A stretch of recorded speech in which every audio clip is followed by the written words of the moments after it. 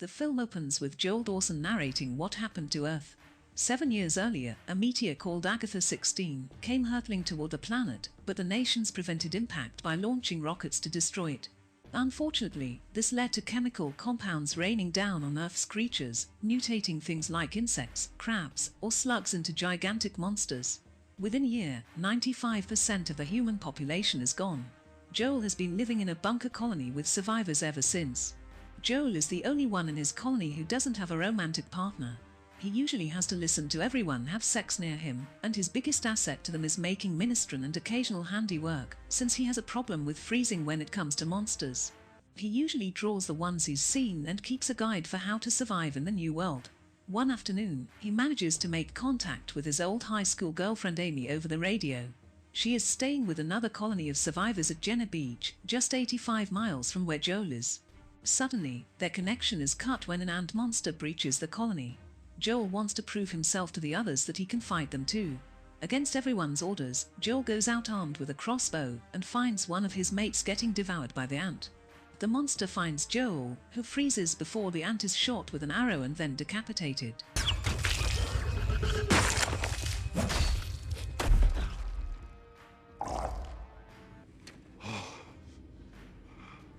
Did I shoot it or did you? What do you think? A flashback is shown of the day that the monster apocalypse began. Joel and Amy were sitting on a hill in her car overlooking the town. He drew a picture of her but admits that it's terrible. As they start to make out, they hear sirens and see the rockets being launched. They proceed to head back to their loved ones. Joel decides to go out on his own to find Amy, but the rest of the colony advises against it because it would be extremely dangerous and he is wildly unprepared for what is out there. Joel says that he does not want to spend the end of the world alone, so the others relent and let him go with whatever weapons he can carry.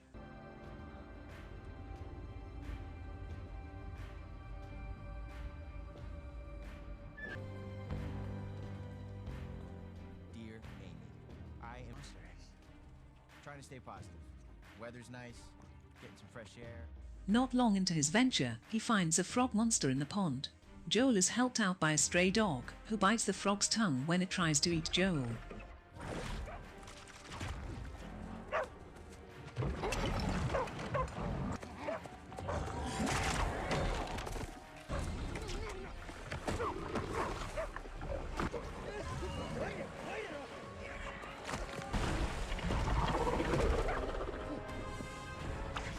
He follows the dog into a bus, where he sees that the dog is called Boy.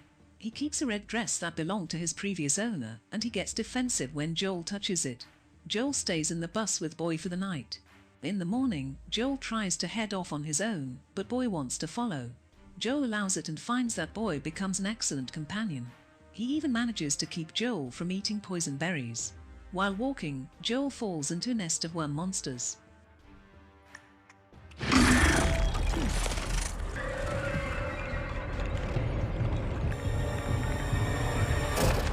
He is found by survivors Clyde and Minnow. They help pull him out and kill the creatures using a katana and a grenade. The two berate Joel for being out in the field with the little expertise that he has, but they offer to let him and Boy join them on their venture to the mountains where the temperature is too cold for monsters. Clyde and Minnow teach Joel a few things about dealing with monsters, such as how to identify some of them. The worms were sand gobblers, and they even help him improve his aim with his crossbow. On their journey, they find a giant snail monster that they call boulder snails. Clyde has Joel take off his shirt so that the creature may carry off with his scent to draw the other monsters away from them. He and Minnow point out that some monsters are friendly, but you can mostly tell by looking at their eyes. They also hardly stop to rest for fear that the monsters will steal food supplies before they can get to it. After he tells them he is going to find Amy, they encourage him to not settle, even at the end of the world. Once they reach their furthest points, Joel decides he must split from Clyde and Minnow. The little girl is upset since she had gotten attached to Joel, but he gives her a tube of lipstick as a keepsake, which she loves and is thankful for. Clyde also leaves him with some words of encouragement before they part ways. As Joel continues with Boy, they find a large centipede monster that almost eats Boy.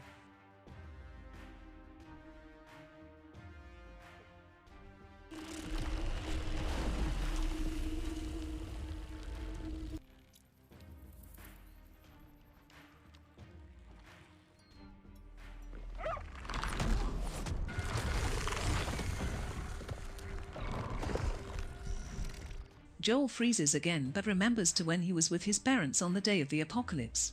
He couldn't save them and watch them get crushed by a monster.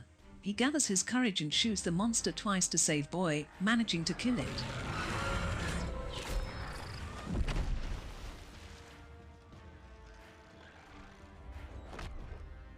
Joel and Boy seek shelter in an abandoned vehicle and find a robot called MAV-1's, which was originally some kind of companion before all of them shut down, including one back at Joel's colony. This MAV-1's turns on and has a limited amount of battery power left. She manages to use her radio to help Joel get in touch with Amy, and he finds that he is less than 10 miles away from her location.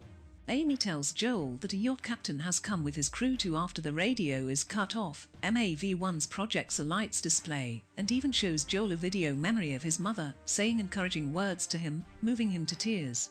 MAV-1's second's battery soon runs out completely, and Joel buries the robot. The next day, Joel and Boy continue forward, but Boy jumps into the river after his owner's dress falls in.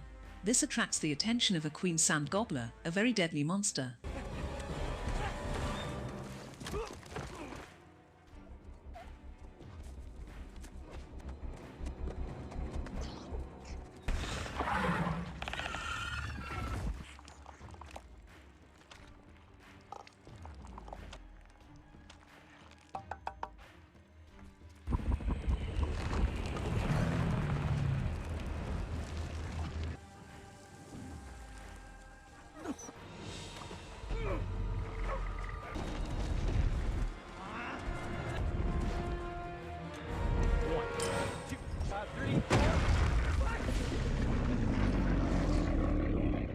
Joel manages to kill it by timing a grenade toss and throwing it into the creature's mouth at the right moment. However, he yells at Boy for almost getting them killed, causing the little dog to run away from Joel. He then sees he's been bitten by numerous leeches, and he starts to hallucinate from the poison. He manages to find a fern that Clyde told him works as an anti-venom. He then appears to see Amy and a few of her fellow survivors approaching him. He kisses her before passing out. Joel wakes up in Amy's bunker, where he learns that he actually kissed an older male survivor instead of her. She introduces him to Capcom, the leader of the yacht team that has apparently come to take the colony to a safer location. After Joel sees the setup on the beach, he has a private moment with Amy. While she is happy to see him and glad that he survived, she tells him that she has long since moved on from him and even had a relationship with another survivor who died the year before. Joel is understanding but heartbroken. Cap gathers the survivors around to discuss his plan to gather everyone to another place, but Joel suggests that they try to adapt to the surface based on what he has learned. The others choose the yacht plan. He then goes to contact his colony to let them know he made it safely. Everyone is excited and happy to hear Joel's voice, as well as knowing that he actually managed to kill a monster. He is then brought a plate of berries, which he recognizes as the ones that Boy was trying to keep him away from. Joel realizes Cap is not what he seems. When he goes to warn Amy, Cap's henchwoman Dana knocks Joel out. Joel. Joel wakes up tied up with Amy. Cap reveals his true intentions, being that he, Dana, and a third member, Rocco, have been going to multiple colonies and robbed them of their resources by using a giant crab monster that he is controlling through electric manipulation, who also pulls a yacht. As Cap sends the crab after the survivors while they grab what they can, Joel manages to free himself and also sees the return of Boy.